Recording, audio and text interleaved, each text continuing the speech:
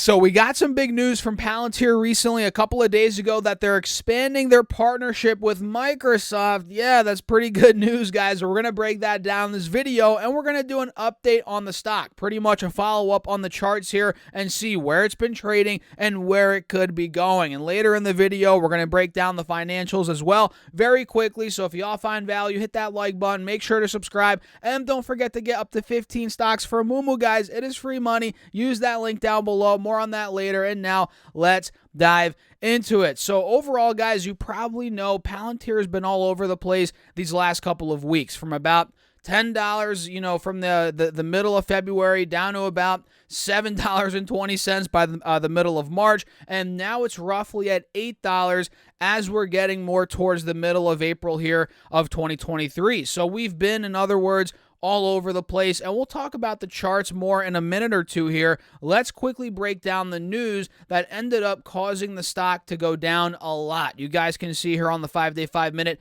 Palantir went from $8.90 in the pre-market on the 5th of April all the way down to $7.80. In other words, it lost roughly 12% in the span of a couple of hours. So bear with me here, guys. Let me just pop this open, and we'll see what's going on. So take a look here, guys. We can see that Palantir and Microsoft have expanded their cloud partnership to the public sector. And you guys can see here, Palantir Technologies, will zoom in on the top. Today announced, well, today was on April 5th, that Palantir Federal Cloud Service achieved FedRAMP authorization and accreditation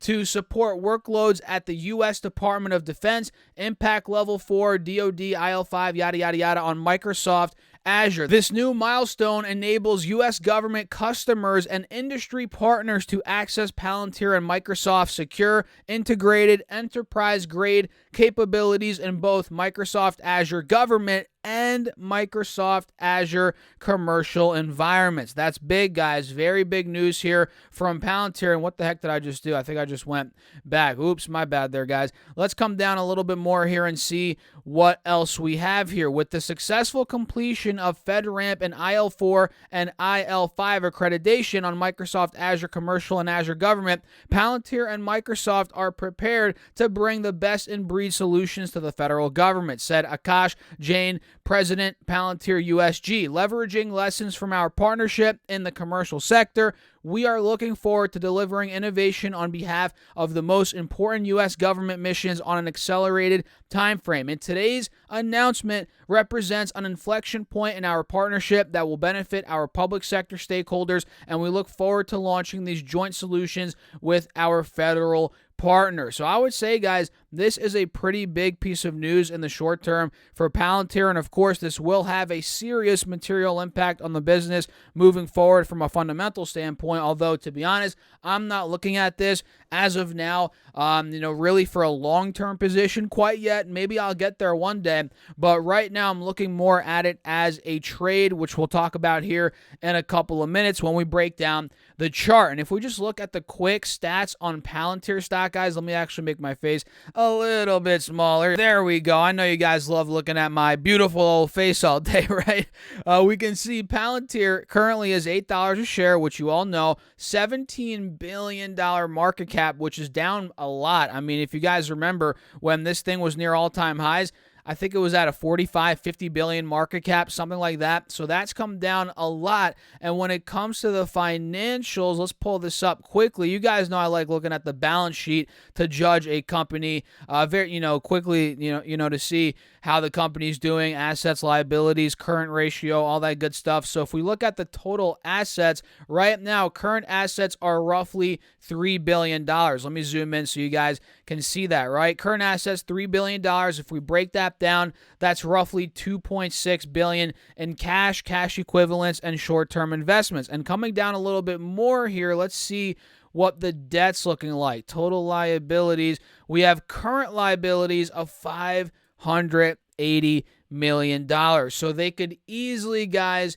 cover their current liabilities with their current assets. The current ratio, which I like to see it over 1, in this case, the current ratio, guys, is literally a 6. I mean, that's really good. $3 billion current assets to about $580 million in current liabilities, and their cash and cash equivalents, guys, could easily cover all the current liabilities. And let's see what else do they have here. Other short-term investments. All right, so they have a ton of assets, and the balance sheet, just looking at that very briefly, is very solid, very strong. I'd say this is one of the better balance sheets that, well, I don't want to say that I've ever seen, but that's a little bit, exaggerating because there's more to it than just that. But, it's pretty decent from current assets to current liabilities, over current liabilities perspective. And looking at the income statement, guys, of course, this company is growing like crazy. We have revenues, you guys see right here. Trailing 12 months, almost $2 billion. And in 2022, they did roughly $1.9 billion, all right? And then actually, no, that is the trailing 12 months. And then in 2021, they did roughly $1.5 billion, 2020, $1 billion, and in 2019, $740 billion. So clearly, they are growing year over year, their total revenue. Let's see how net income is looking like. Let's come down here a little bit and see what EBITDA is looking like. All right, that's negative $300 million. Let's come down a little bit more. Where the heck's net income? We can see here, yeah, they're losing money hand over fist, guys. They're losing, $1 billion this year, $500 billion the next, or not billion, $500 million the next year, $373 million. And we'll see when they become consistently profitable. And wait a second, now that I'm thinking about it, did this company have a profitable quarter recently, or was that one of the other companies I track? Hold on, I'm confusing this with a different company, guys. Wait a second. Let me actually pull up the 4-hour chart and see. Did they? Yeah, they did. Yeah, they had 1 cent profit. That's right. I remember that. And the stock ended up going ballistic. That's actually what got it up to that $10.20, $10.30 level. So we'll see if they can become consistently profitable, guys, at some point here in the future. And looking at the chart, because again, like I said, I'm leaning more towards a trade on Palantir. What I'm noticing is a clear inverse head and shoulders. You guys can see it right here. We have an overarching inverse head and shoulders. We have the left shoulder right there, the head's right here, then we have the right shoulder right here. You guys probably see that, right? And by the looks of it, guys, we're currently holding the neckline of the inverse head and shoulders, which is right around $7.20. You can see right here that held back in September all throughout pretty much November, December, and it's been holding since the middle of February, pretty much middle of February now in the beginning of March, and clearly we're still holding that level. So all I'm waiting for now is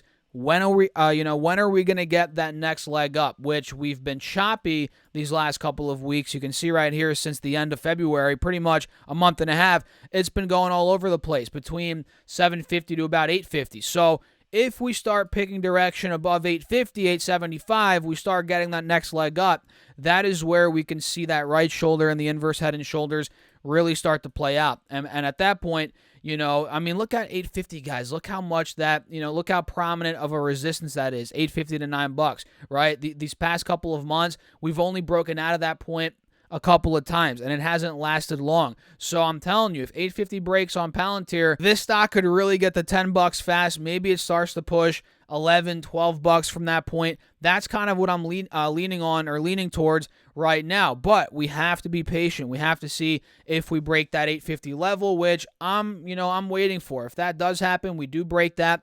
That's where I'm looking to add to it and see where it goes from there with a target of $9.50, $10. Maybe it goes up even more. So what do you guys think? Let me know your thoughts in the comments down below. Smash that like button while you're at it. Make sure to subscribe to this channel and my second channel. Yes, I have a second channel, Stas Talks Money. If you guys didn't know, I'm doing a giveaway, $100 giveaway once we hit 1,000 subscribers. So make sure to go subscribe there so you can potentially win some money, $100, guys. And don't forget to get up to 15 stocks from Moomoo. It's free money. Link down below. Open up an account. You get 1 free share of stock. And if you deposit at least $100, you get 4 more stocks, totaling 5 stocks. And listen to this, it gets better, guys. If you deposit at least $1,000, you get 10 more stocks, totaling 15 free stocks. So I'll catch you guys in the next video. Get all your free stocks. Link down below. Peace out.